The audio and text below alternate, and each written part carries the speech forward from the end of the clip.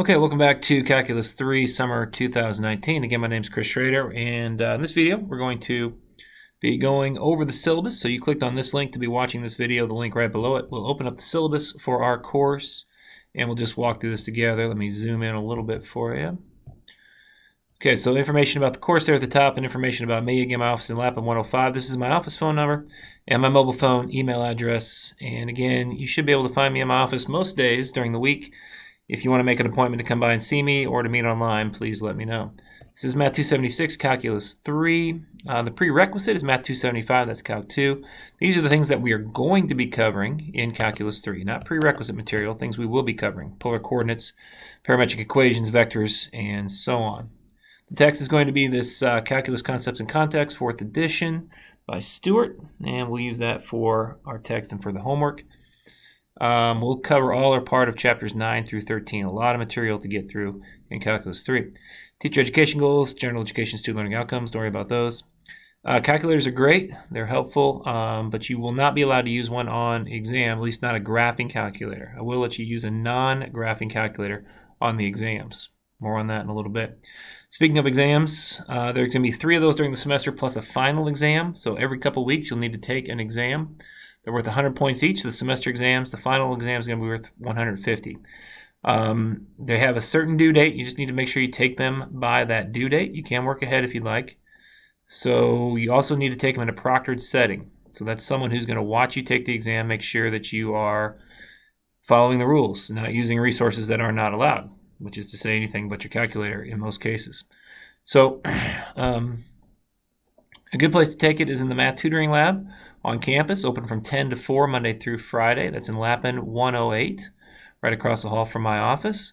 We have proctors in there while it's open all day, and you can go in there and get help with your homework as well as take the exam, and they can serve as your proctor. They will have the password in there. Otherwise, you need to find a proctor if you're not close to campus.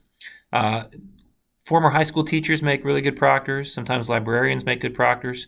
I may allow work supervisors, but I prefer not to. Can't be your girlfriend or your mom or your aunt or your brother or your roommate or anything like that. It has to be someone who is comfortable in a position of authority over you.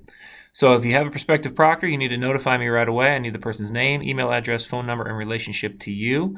Please do this early, as soon as you can, so that they are, I can check off and make sure that they're going to work as a proctor. Because if not, you'll have to find somebody else. And if you wait until the day before the first test is due, you may end up missing that first exam, and that would be 0 out of 100, and that makes it tough to pass the course. All right, as I said, 150-point final comprehensive final exam, and that's due last day of the semester, August 2nd. That's a Friday. The last day to drop the course with a grade of W is Friday, July 12th. So if you are on my roster after July 12th, you'll get a grade that will affect your GPA.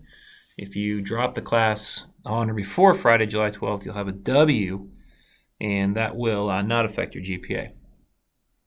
We'll have a quiz once a week. Those are going to be online on WebAssign, which we'll talk about in the next video. There'll be 10 points for each of those quizzes, 8 total quizzes. I'll drop your lowest 3 scores, and that leaves 5 quizzes worth 50 points each. For homework, it's going to be on the WebAssign system, as I mentioned.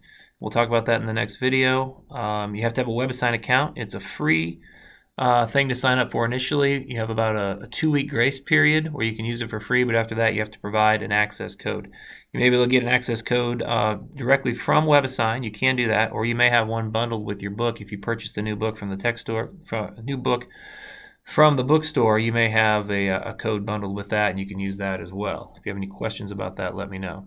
Attendance policy. So we mentioned that we want you to watch those videos. That is you saying you went to class. When you type that code word in, that password in to start your homework assignment, you are saying, yes, I have gone to class. I have watched the video. I've read that section of the book.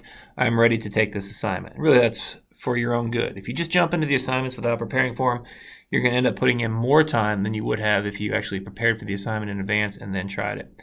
You should be prepared to put a lot of time into this course, up to 1 to 3 hours per day. 90, 80, 70, 60 is the standard grading scale for A, B, C, and D. Below that's going to be an E.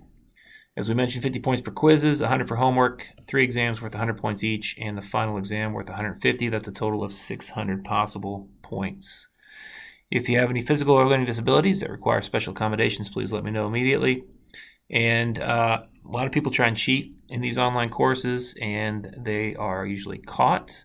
I catch it quite often. Usually once a summer, I catch one or two people trying to cheat. So if you think you have a way to cheat that I haven't seen or can't detect, I bet you're wrong. But when I do find out that you're cheating, you're going to get a 0 on that, possibly fail the entire course, and you have to talk to the dean of students, and that's no good. So don't do that. All right, here's the tentative schedule. As we mentioned, a lot of material in a pretty short amount of time, about a section per day. Occasionally we'll cover 2 sections in a day.